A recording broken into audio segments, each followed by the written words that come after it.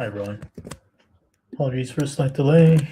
Feel free to start asking questions, and I can talk a bit about what I've been noticing with also EB-1A. Getting a lot of questions still about final merits and what it means to show strong final merits, and along with that, a lot of questions about sustain a claim, not to show strong sustain a claim. I just want to clarify that there are no clear thresholds that once you clear mean that you will not get questioned on your final merits or even sustain a claim. The most you can do to offset any RFE, any NOID, or like potential for RFEs and NOIDs, because no one can say for sure if that you will be able to avoid an RFE or a NOID, is to just focus on providing as much high quality evidence as possible that demonstrates your claim expertise and or impact on your field in a way such that in totality you're able to show that you're risen to the top of your field. And it goes beyond just saying that you're at the top of your field, because I mean that's not really enough. You're going to want to show the factors that someone reviewing your profile would want to consider when evaluating your argument. So those factors could be, for example, say cost savings. They're a big thing in your field. If that's a primary factor to consider for showing how you've risen to the top of your field, say that. Say that in your field, cost savings is considered as a marker of expertise. And you have been able to generate far more in cost savings than all these other people in your field. 99% of them. Now, in order to present that as a valid claim, you would have to provide the context for how this came to be. Do experts agree with your evaluation of how you measure your own expertise in your field in terms of cost savings? Then you would show perhaps some data around what's considered impressive, outstanding cost savings, and then that you have far surpassed this threshold that establishes you, therefore, as a top expert in your field. So that's how you would build an argument for how you've risen to the top of your field. But that's just an example. That's how you strengthen the final merits. Going back to what we were talking about, that's how you strengthen the final merits of your profile. Sustain a claim, again, there's no duration for how much evidence you have to show, how long you have to show you've been working in your field for. There's no such thing. It's just about, are you able to show continual recognition? That's really the best way to understand sustain a claim. If you can show years and years and years of recognition for your high level of expertise as applied to your field, then you will probably have a much stronger sustain a claim argument than, say, just 2 years of recognition within your field or within your company. And that's a big thing too. A claim means recognition for your expertise, recognition for your impact in your field, recognition for your work. You will want to show evidence that you are recognized. Recognized as in someone said something good about what you have done. And who is that someone? That also matters. A top expert in your field or just someone you work with? That also matters. So there are a lot of these nuances that you're going to have to really think about. It's not as simple as just showing that you work at a top company in a very senior role. There's a lot more than that. Yeah, there's just something to take into account. But feel free to start asking questions if anyone has any.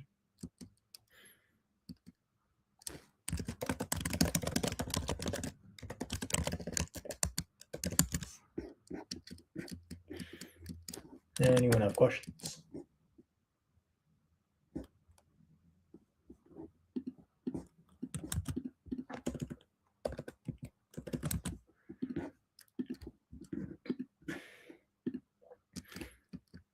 lot of people have also been asking about independent references. Seems like there has been an increase in the amount of interest in this topic. So let's talk a bit about reference letters, independent references specifically. Independent references are from people who have not directly worked with you, but have the expertise to comment on your work. They have the background. And how you would find these people is, well, there are a couple of ways. You can talk to former professors. You can talk to professors who work on research that is related to your field, and you can find them by just reaching out to them. Maybe they work at the university that you attended, and you think they're a good expert to comment on your work, so you can just reach out to them. You can ask people who know the people you know. Some of these people are probably going to be top industry experts, so ask them for an independent reference. That is also possible. You can also talk to other. Yeah, you'll just meet people in general at professional organizations. So if you go to a lot of events, a lot of conferences, you'll also meet industry experts who might be able to provide you with an independent reference. So there are all kinds of people you can just meet to then have as independent references. It's not like everyone you meet is going to agree with providing a reference, but yeah, if you talk to enough people, you will probably be able to find these independent references. And if not, you can always go for paid independent references as well. A lot of people go for these when they get an RFE or even annoyed. They go for paid independent references. That's a valid route as well. A lot of lawyers also seem to suggest that. But there's also the route of just talking to a lot of people, getting to know them, and then asking them. Anyone have questions? Feel free to start asking questions in the comments.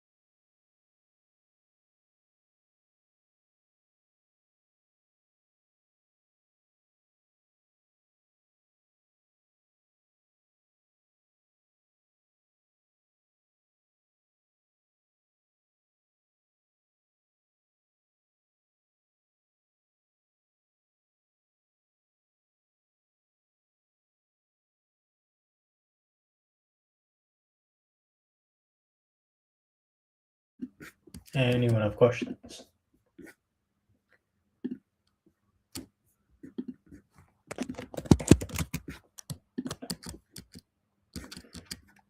So I can also cover a couple of topics that have been coming up, mostly to do with judging.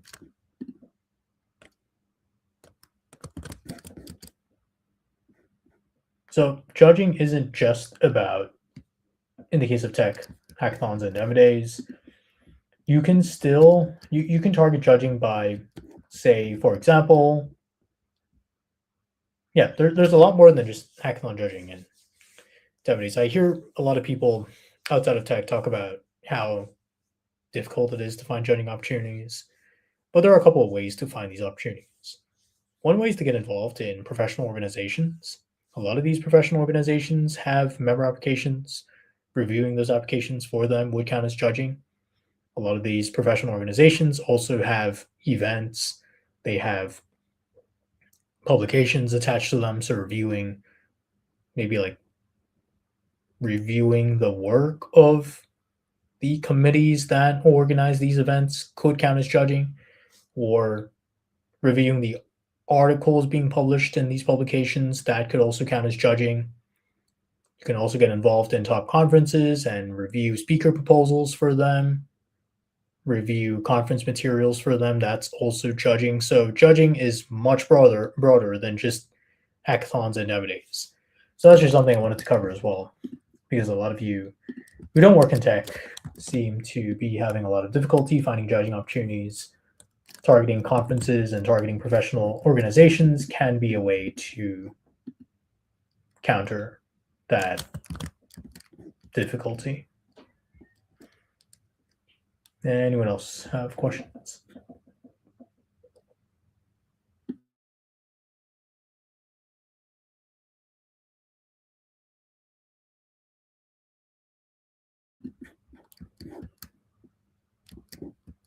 A lot of you who are newer to profile building will probably want to learn more about this. And that is that you need a foundation for your EB-1A. And this goes for O-1 as well, but EB-1A and O-1, you need some sort of foundation for showing how you've risen to the top of your field. And that is probably going to be your role at your current company and past companies as well. You don't want to just focus on, say, like doing a lot of judging, doing a lot of authorship. You also want to think about your leading a critical role claim. As in,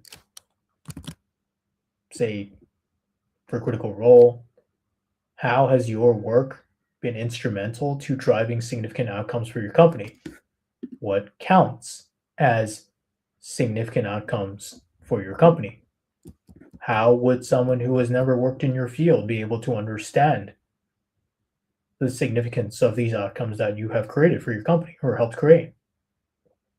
There are a lot of these like background questions when it comes to EB-1A evidence, and this goes for O-1 and EB-2 NIW as well, that you will want to think about because they will be crucial to you collecting enough contextual evidence for someone to be able to understand your claims about your work. So, going back to the initial point, you want to have a foundation. You want that foundation to be understandable.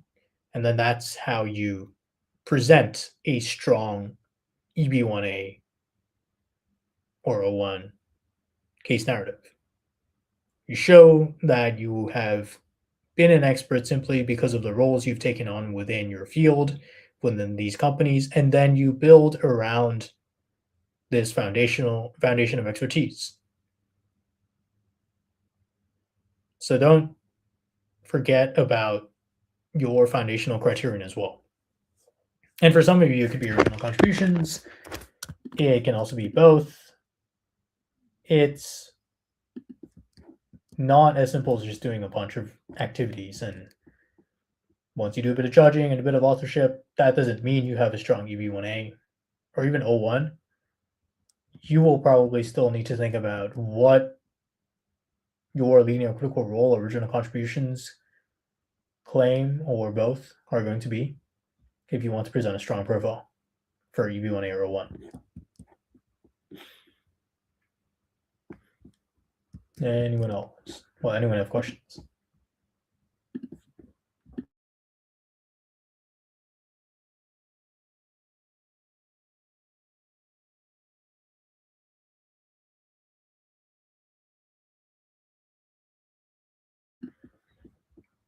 So focus on the job, related expertise, and critical role, original contribution. Build on top of that. Well, yes, if you performed a role within a field for 5, 10, 15 years, that's probably going to be your strongest proof of your expertise, of your claim, of your impact in your field. So being able to explain that to someone who's never worked in your field, it sounds simple when I just talk about it, but it can be very complicated or require a lot of work. So just make sure you're also devoting time to unpacking what it is that you've done within your current role, within these roles, past roles. Just make sure you understand what it is that you've done that indicates your high level of expertise, your high level of acclaim, so recognition for your work. Could be within your field, could be within your company, perhaps impact in your field, that's more original contributions. How would someone who has never worked in your field be able to understand your expertise the way you understand it? What gaps in context and knowledge would you have to plug for a layperson to come in, be able to see everything, and also conclude that you have risen to the top of your field? And then everything else built around that because, well, if you want to present the strongest, most cohesive case narrative, I'm not saying every single activity has to count towards final merits in this case narrative. Some activities may not be extremely prestigious, but still help you meet judging or authorship and then help you meet the 3 criteria threshold. But yes, generally speaking, then you want to show, say, you have this role, but then you're also involved in speaking opportunities, that you're involved in judging prestigious conferences or for prestigious professional organizations. All of that reinforces this narrative that you are a top expert in your field, is essentially what you want to be doing for EB-1A. And this also applies to O-1 as well. EB-2 and NIW is slightly different, but the concepts still apply in that you want to be providing as much context as possible so that someone who's never worked in your field would be able to understand your work in your field.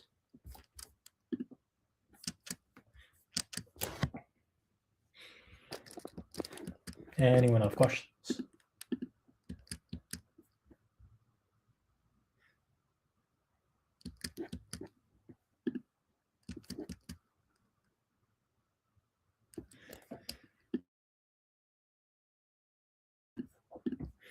Does the speaking and judging have to be in your area of expertise? Example, if I work in fintech or write about AI, well, you could argue that both are in your field of expertise.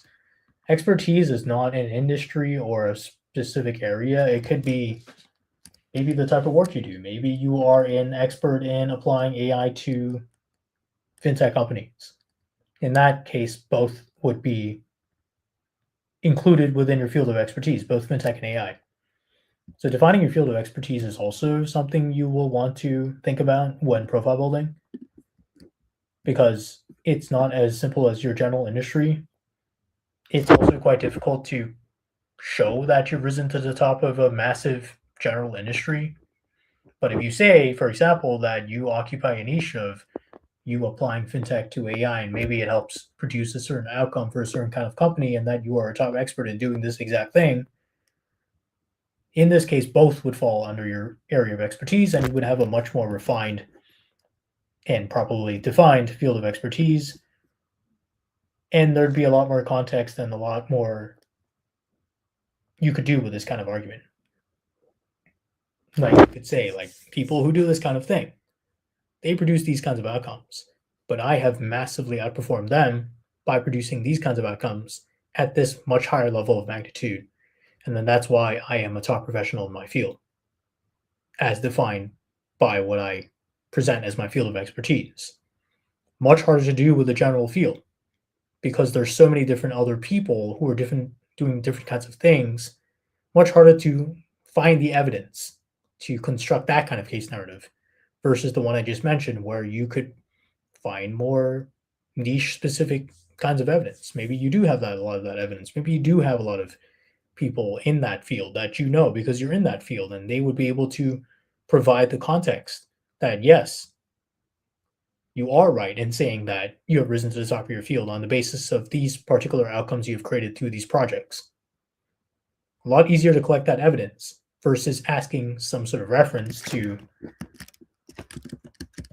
help reinforce your claim that you're one of the top AI experts in your field. It's possible for some profiles, but very rare.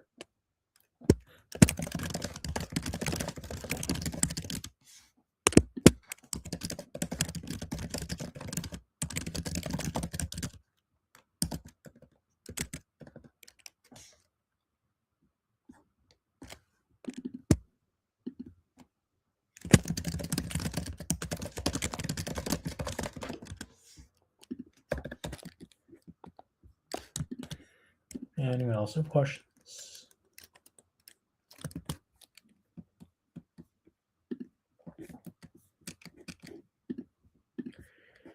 Can you elaborate more on membership? Which ones are relevant for product managers? For a membership, look into advisory council positions. This is for product management. I've seen a lot with Mind the Product that counts. Outside of product, there are a couple of product organizations like Product School. I think the most recent one is Product Camp. But there are quite a few of these like product organizations that you can get involved with. And if you get into some sort of leadership position, that will probably work most effectively for membership, which requires that you show that a requirement of membership is outstanding achievements. Better to show leadership positions than just general memberships. And that could be advisory council positions. That could be some sort of organizer position. Yeah. All right, a couple more minutes. Feel free to start asking more questions.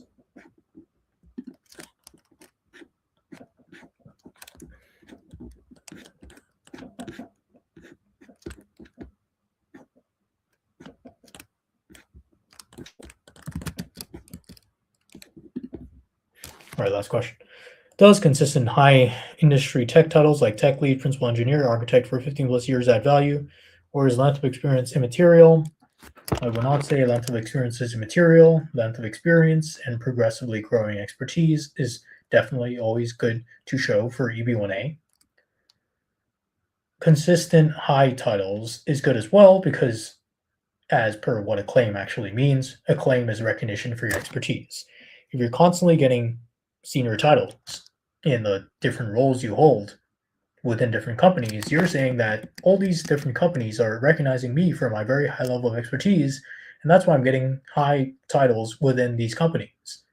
So that would definitely add value, and it's literally sustaining claim. You're consistently showing that these companies are recognizing you for your high level of expertise, because the titles you have described, they're not readily attainable. You can't just get them without showing a high level of expertise relative to others in your field. So yes, and no, length of experience is material. All right, I'll take one more question.